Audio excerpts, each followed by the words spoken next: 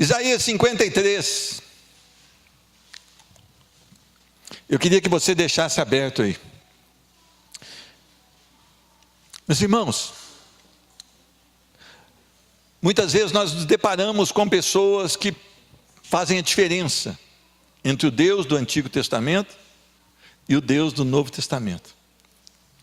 Algumas pessoas chegam para a gente e dizem: o seu Deus é aquele Deus que matou crianças, que matou idosos, que mandou aniquilar cidades. Eu não quero esse Deus na minha vida. O seu Deus é injusto. O seu Deus não importa com pessoas, e Ele mata as pessoas. Será que há um problema com o Deus a quem nós servimos? Será que há algum desequilíbrio, algum desconhecimento desse Deus sobre alguma situação? Ou será que há um desconhecimento por parte dessas pessoas, e talvez por nós, frequentadores de igreja? Muitos de nós são frequentadores de igreja, mas jamais tiveram um concerto real com Cristo Jesus. E talvez no nosso coração pode haver esse tipo de dúvida. Ou será que nós desconhecemos a justiça? Nós desconhecemos a santidade e a soberania do nosso Deus, por isso nós temos esse tipo de questionamento. Há também uma falsa ideia de que o Deus do Novo Testamento é um Deus diferente. Aí ele é só amor. Deus amou o mundo de tal maneira que enviou o seu Filho, Jesus Cristo, para que todo que nele crê não pereça, mas tenha vida eterna. Então, ele é diferente. Ele é diferente do Antigo Testamento. Meus irmãos, a justiça de Deus está plenamente de acordo com a sua retidão. Aliás, tem uma definição de justiça aqui, bíblica. Refere-se à conformidade a uma regra ou norma. A justiça de Deus. Meus irmãos, eu queria que você pensasse muito sobre o que você tem entendido, o quanto você tem buscado compreender as coisas a respeito de Deus. Ou se você também tem, quando questionado dessa maneira que eu citei, você entra em parafuso e fala: nossa, ele tem razão. Será que ele tem razão? Será que se Deus pegasse aqui todos, agora, os que não são convertidos, e mandasse agora para o inferno, será que ele seria injusto? Será que ele seria injusto? É interessante que Deus é perfeito em seu juízo. Jamais haverá variação em seu caráter e em sua justiça. A justiça do homem, ela é chamada na Bíblia de trapo de imundícia. E uma das definições de trapo de imundícia é aquele pano que eles cobriam aquelas feridas purulentas, cheias de pus dos leprosos. É uma das definições. Então, quando nós achamos que estamos praticando a justiça, o Senhor chama a nossa justiça como trapo de imundícia. Deus não tinha nenhuma obrigação de criar o homem, mas Ele criou o homem. E melhor que isso, Ele criou o homem à sua imagem e semelhança. E Ele soprou nas narinas do homem, e o homem teve vida. Interessante, né? Ele deu vida. Mas Ele avisou o homem: tudo está debaixo do seu domínio. Mas se você pecar, certamente morrerás. Interessante. Nós lembramos que a justiça de Deus está de acordo com a sua retidão. Nós falamos também que justiça na Bíblia refere-se à conformidade a uma regra ou a uma norma. E a regra foi: desfruta de tudo, cuida de tudo, usa de tudo, mas dessa árvore você não come, porque se comer, certamente morrerás. Será que o problema está com o nosso Deus? Ou será que o problema está comigo e com você, pecadores? Será que Deus falhou? Ou será que nós pecamos contra o nosso Deus? Será que Deus continua sendo justo? Ou nós não merecemos, muitas vezes, o que colhemos dos nossos pecados. Meus irmãos, o pecado, ele tem um salário, e o salário do pecado é a morte. Quando Adão foi criado e Eva, eles foram criados para viver perante o Senhor, para não morrerem, mas para que o seu deleite fosse o Senhor, e para que a vida deles sempre fosse para a glória e para louvor do nosso Deus. Mas a palavra diz em Ezequiel 18:4, a alma que pecar, essa morrerá. Meus irmãos, Deus, o supremo e reto juiz, Ele perdoa os pecados, mas Ele não inocenta o culpado. Não sei se você entendeu. Deus, justo juiz, Ele perdoa pecados, mas Ele não inocenta o culpado. Então agora nós temos um grande problema. Ele perdoou, mas Ele não inocenta. Se Ele não inocenta, nós vamos morrer. Então agora, nós precisamos de uma solução. O pecado nos trouxe um grande problema. Vamos ler o texto? Isaías capítulo 53, versículo 5. Mas Ele foi traspassado pelas nossas transgressões e moído pelas nossas iniquidades. O castigo que nos traz a paz estava sobre Ele, e pelas suas pisaduras fomos sarados. Todos nós andávamos desgarrados como ovelhas, cada um se desviava pelo caminho, mas o Senhor fez cair sobre Ele a iniquidade de todos nós. Ele foi oprimido e humilhado, mas não abriu a boca. Como cordeiro foi levado ao matadouro, e como ovelha muda perante os seus tosqueadores, Ele não abriu a boca. Por juízo o opressor foi arrebatado, e de sua linhagem, quem dela cogitou? Porquanto foi cortado da terra dos viventes, por causa da transgressão do meu povo, foi Ele ferido. Designaram-lhe a sepultura com os perversos, mas com o rico esteve na sua morte, posto que nunca fez injustiça, nem dolo algum se achou em sua boca. Todavia, ao Senhor agradou moê-lo, fazendo-o enfermar. Quando der Ele a sua alma como oferta pelo pecado, verá a sua posteridade e prolongará os seus dias, e a vontade do Senhor prosperará nas suas mãos. Ele verá o fruto do penoso trabalho de sua alma e ficará satisfeito. O meu servo, o justo, com seu conhecimento, justificará muitos, porque as iniquidades deles levará sobre si.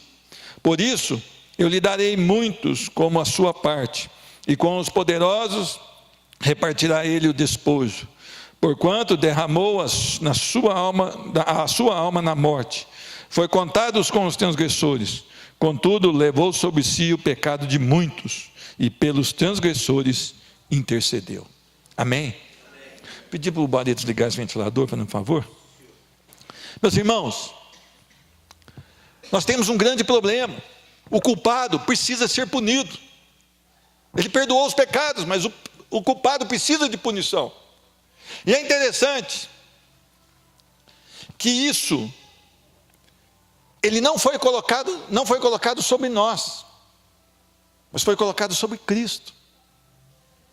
A palavra do Senhor se cumpre, e alguém haveria de pagar pelos pecados. Eu e você não poderíamos fazê-lo. Eu e você mereceríamos a ira justa do Senhor sobre as nossas vidas. Meus irmãos, é interessante que as pessoas hoje que se dizem crentes no Senhor, elas pecam e pecam com gosto. Elas desejam o pecado, elas sabem que é pecado, mas elas pecam com prazer. Meus irmãos, eu não quero citar aqui nome de pecado, mas quantas vezes eu e você, sabendo que uma coisa fugiria do padrão de Deus, estava contra a palavra de Deus, nós lembramos da palavra de Deus, o Espírito Santo nos incomodou a respeito da verdade do Senhor, e mesmo assim nós resolvemos pecar contra o nosso Deus. É interessante isso. Muitas vezes nós temos um padrão de santidade externo. Nós mostramos para as pessoas externamente que nós somos santos, A gente ora perto do irmão, chega bem cedo no culto de adoração, está sempre presente nas programações, coloca uma roupa que sugere a roupa de um verdadeiro adorador, mas internamente não há santidade nas nossas vidas. E nós temos buscado os prazeres transitórios desse mundo. Em Hebreus diz que Moisés, ele resolveu ficar com o seu povo do que ser chamado filho da filha de Faraó. Ele olhou para as heranças eternas do Senhor e ele julgou ser melhor do que toda a riqueza desse mundo. E é interessante que muitos de nós fazem o caminho contrário. Analisa as coisas maravilhosas que o Senhor tem para nós, mas abraça as coisas transitórias, onde o diabo muitas vezes nem precisa fazer força. Nós mesmos resolvemos ir por caminhos assim. Meus irmãos, nós, igreja do Senhor, nós temos que odiar o pecado. Nós temos que odiar aquilo que Deus odeia. Nós não podemos abraçar a corrupção. Nós não podemos achar que as coisas da corrupção podem nos trazer benefício, porque não é verdade. Não é verdade.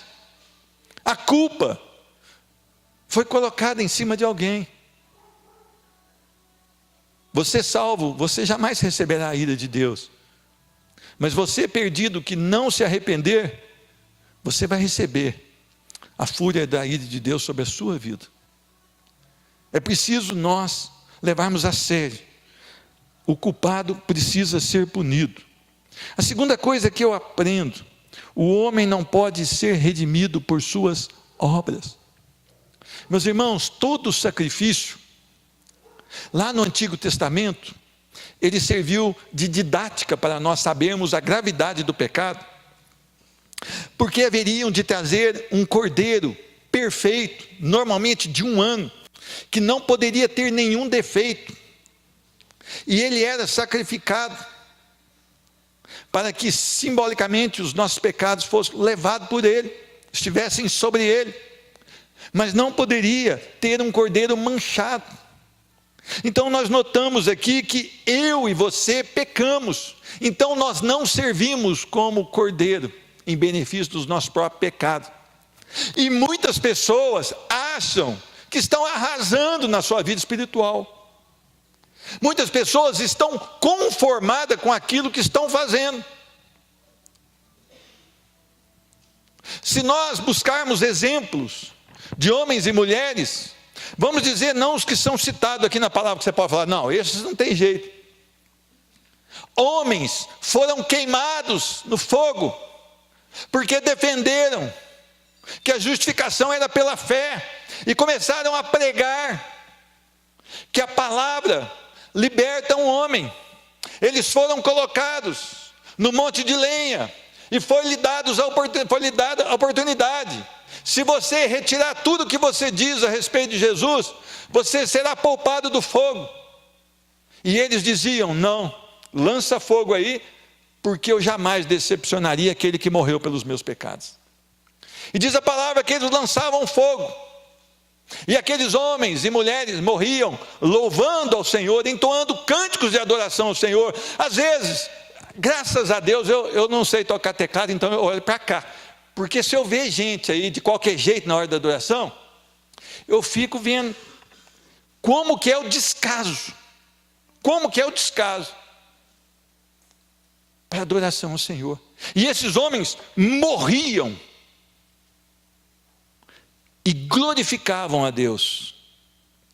Por quê? Porque estavam sendo queimados, porque não negaram a sua fé em Cristo Jesus. Mesmo esses homens não poderiam ser salvos pelas suas obras. Agora, eu acho que eu sou muito crente. Por que eu sou muito crente? Porque eu venho no culto domingo à noite, porque eu venho cedo, porque eu venho à tarde, porque é isso, porque eu leio um capítulo da Bíblia todo dia, porque eu faço isso. Eu estou bem. Esses homens, eles liam a Bíblia, e não queriam comer, porque eles não queriam largar das páginas desse livro, e muitos deles eram encontrados desmaiados perante a palavra, já inconscientes. Mesmo esses homens não poderiam justificar a si mesmos, quanto mais nós, com essa vida de crente que nós temos, e muitas vezes de religiosos que nós somos. Meus irmãos, você já pecou, e você se tornou culpado, e você precisa de um Salvador, e você não serve para ser o seu Salvador. Você precisa de um Salvador justo, santo, reto, que jamais foi manchado, que jamais praticou engano, e o seu nome é Jesus Cristo. A igreja não tem pregado sobre Jesus Cristo, porque a igreja acha que essa pregação pode afastar das pessoas. Só a pregação onde Jesus Cristo é o centro pode converter uma vida. Não mande seus filhos para a diversão gospel, porque jamais ele poderá ser convertido por esse tipo de pregação. Deus pode fazer uma obra e converter em qualquer lugar. Não estou querendo pôr Deus dentro de uma caixinha de maneira alguma, mas você precisa pregar a Ele sobre Cristo Jesus, o sacrifício perfeito. Terceira coisa que eu aprendo: há necessidade de um cordeiro perfeito para a remissão dos pecadores, mas ele foi transpassado pelas nossas transgressões e moído pelas nossas iniquidades. Olha o nosso Jesus aqui, 750 anos antes dele se tornar homem, dele descer essa terra como homem, já havia uma profecia perfeita a seu respeito. O castigo que nos traz a paz estava sobre ele, e pelas suas pisaduras fomos sarados. Meus irmãos, a ira de Deus precisa ser aplacada. Lembra que ele perdoa os pecados, mas não inocenta o culpado? Então a ira dele precisa ser despejada, e nós teríamos que passar pela ira dele, e não conseguiríamos ser salvos assim. Mas ele derramou a sua ira, a ira do pecador, aquele que se arrependeu e se arrependerá até o último dia, foi derramada em Cristo Jesus. E agora sim, o pecado foi perdoado, e agora sim a obra está completa. O culpado foi punido, e nós fomos justificados. Nós quem? Os que creram verdadeiramente em Cristo Jesus. Nós fomos justificados em Cristo Jesus. É interessante que a igreja reluta em olhar para o sacrifício de Cristo Jesus e tê-lo como suficiente. Por isso nós temos a tarde da bênção, a sexta-feira que nós tínhamos aqui da vitória, e muitas outras coisas que nós anunciamos, porque nós queremos valorizar o que é transitório, e nós queremos um Deus que nos dê coisas, nós não queremos ser afligidos. Aí eu pergunto, qual dos profetas não foi afligido? Qual dos mártires da fé não foram afligidos? Aliás, qual da palavra aqui que quando se converteu a Cristo Jesus, olhando pelos padrões de sucesso do mundo, não teve a sua vida piorada? Pelos padrões de sucesso do mundo, todos os que foram convertidos por Cristo Jesus tiveram um padrão piorado pela visão do mundo, uma visão de estar bem aqui nessa terra. Meus irmãos, Jesus é o Cordeiro que tira o pecado do mundo. Ele suportou a ira de Deus sobre ele, sozinho na cruz do Calvário. Pai, Pai, por que me desamparaste? Porque Deus é tão puro de olhos que não pode contemplar o pecado. E Deus então volta o seu rosto, e ele está de costas para Jesus. E a ira de Deus é derramada sobre Cristo Jesus. Quando nós olhamos para esse perfeito sacrifício na cruz do Calvário, e olhamos que pelo nosso pecado Jesus passou tudo isso, nós nem sequer choramos mais. Nós nem sequer sentimos a dor pelos nossos pecados. Porque nós estamos cauterizados. O nosso coração está cauterizado. Nós não estamos mais sensíveis ao pecado, ao dano que o pecado causou, ao preço que Jesus pagou. Nós cantamos aqui que eu sei que foi pago um alto preço, mas nós cantamos da boca para fora, porque se nós soubéssemos o preço que foi pago na cruz do Calvário, que eu acabei de explicar aqui, antes de pecarmos, só de pensar na possibilidade de pecar, isso traria grande dor aos nossos corações e arrependimento instantâneo. E nós então tomaríamos a opção que agrada ao Senhor, mesmo que nos trouxesse prejuízo financeiro, ou algum prejuízo de relacionamento, nós nos manteríamos firmes em Cristo Jesus.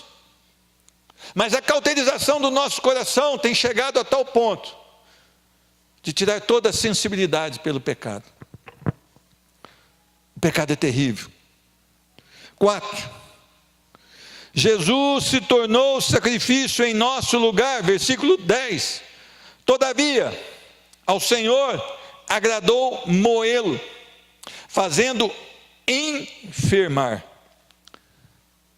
Deus nos amou a ponto de oferecer o seu Filho.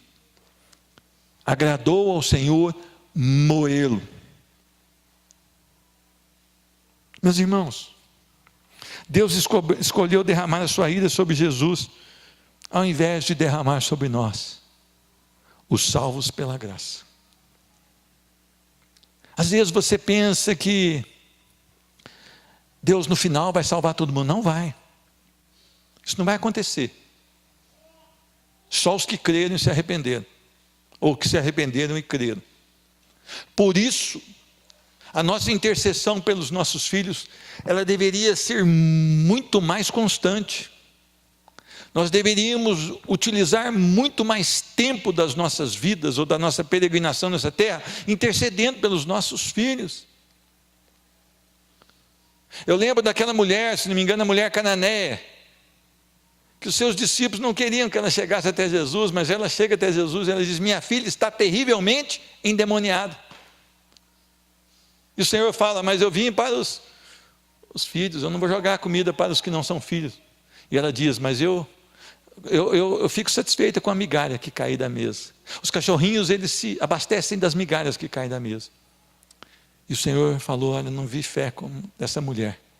E nesse mesmo instante a sua filha foi liberta. Aquela mulher, ela enfrentou os próprios discípulos, e os próprios discípulos muitas vezes são as pessoas que nos impedem de chegar a Cristo.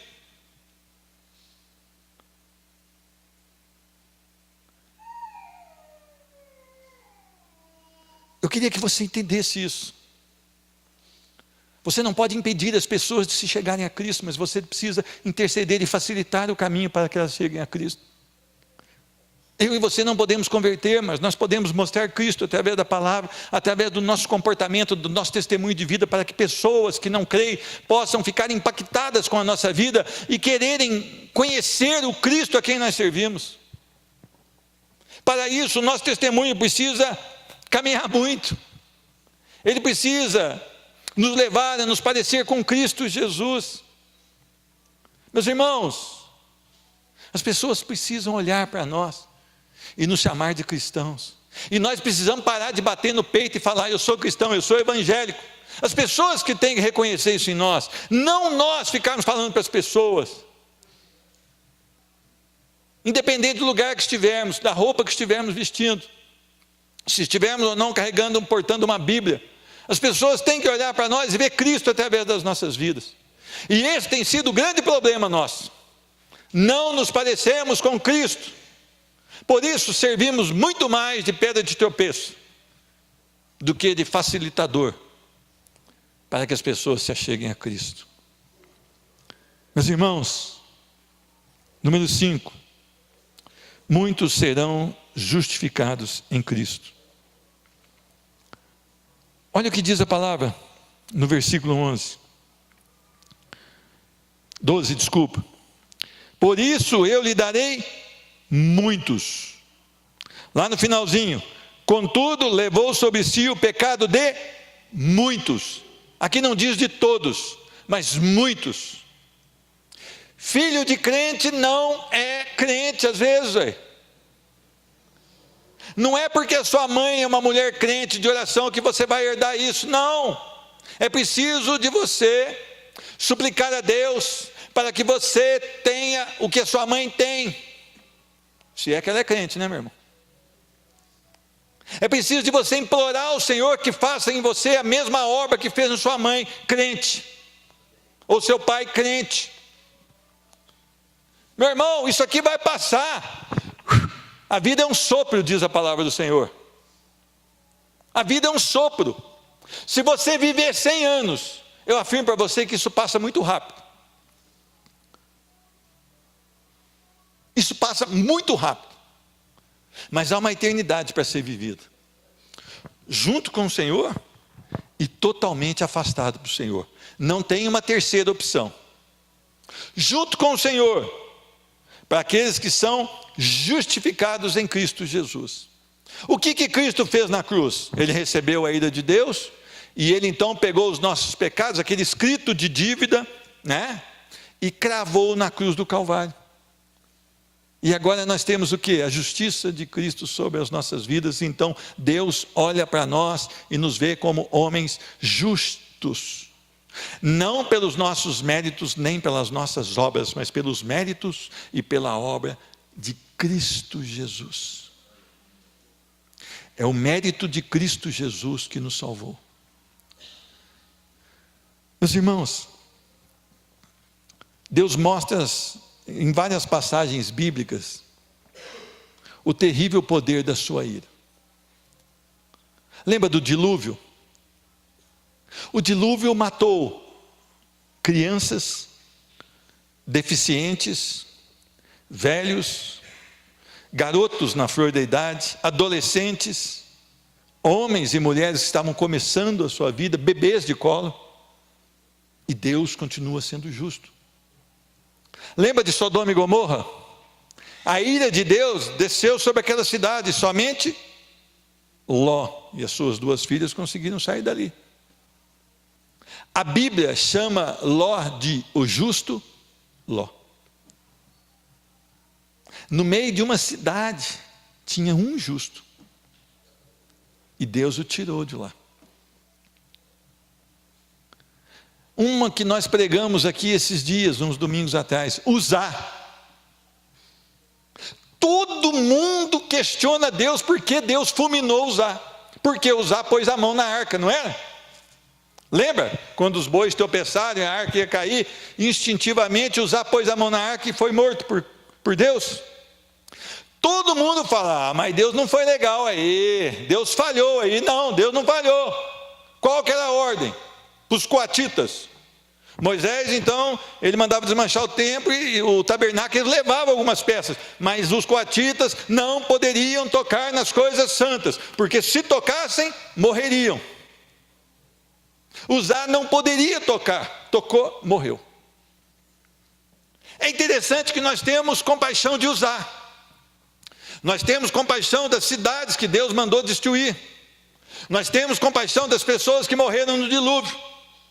Mas nós não estamos nem aí em pensar que o nosso Cristo morreu sem pecado algum, foi colocado numa cruz que era morte maldita e levou sobre ele os nossos pecados. E isso não traz nada ao nosso coração. A ceia do Senhor, que ela traz à memória o sacrifício de Cristo Jesus.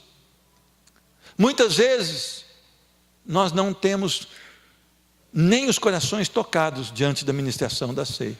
Mas quando nós lembramos de Uzá sendo morto porque tocou na arca, nós achamos, tadinho de Uzá. Ah não, Uzá não merecia isso. Nosso Deus é justo. A ira de Deus foi implacável em Jesus. E nós temos compaixão de Uzá. Olha para você ver onde nós estamos. Meus irmãos, onde estamos com o nosso senso de justiça? Onde vamos parar com o nosso senso de justiça? Onde vamos parar com a nossa religiosidade? O que passa em nossos corações quando participamos da ceia do Senhor? Será que isso para você é um memorial realmente importante? Será que você se emociona ao saber que você merecia ser fulminado pelo Senhor e lançado do inferno pelos séculos dos séculos, e Jesus foi à cruz e te comprou, não com ouro e com prata, mas com seu precioso sangue? Você acha difícil trabalhar na obra do Senhor? Você acha que a igreja pega o boi quando você trabalha na obra do Senhor? Por isso você se torna muitas vezes relaxado na obra do Senhor? Você deveria estar olhando para Cristo. Aí você não seria tão ofendido, como diz aí nas internet, você não teria tanto esse mimimi. Se você trabalhasse para Cristo, para o crescimento do reino, o avanço do reino, do evangelho da graça, não haveria tanto mimimi dentro das igrejas. Eu e você precisamos de analisar a nossa vida. Eu e você precisamos reconsiderar qual caminho nós temos seguido. O homem tem um problema. E o problema não é a falta de dinheiro. O problema não é o IPVA do carro que foi caro. O problema não é não ter o carro. Porque quando tem o carro também é problema, não é verdade ou não? O problema é ser o pecado. E é dele que você tem que sair. Você precisa tomar decisões acertadas. E quando você pecar, você que já é nascido de novo, a palavra de Deus lá em 1 João, capítulo 2, se não me engano, versículo 1. Se porventura pecardes, temos um advogado junto ao Pai. Então nós nos arrependemos em verdade. E arrepender muda o nosso pensamento. Não é fazer de novo amanhã, mas muda a nossa maneira de agir. Olha a graça do Senhor, quão ampla ela é sobre as nossas vidas. Que Deus nos abençoe. Que nós possamos levar a sério as coisas que o Senhor tem ministrado em nossos corações. Eu tenho um desejo, que toda essa igreja ame a leitura e a meditação da palavra de Deus. Mas sem a oração não vai resolver. Então nós precisamos amar a leitura, a meditação na palavra e juntamente a oração. Meus irmãos, o que haverá nas nossas vidas se nós tomarmos essa decisão? Santificação.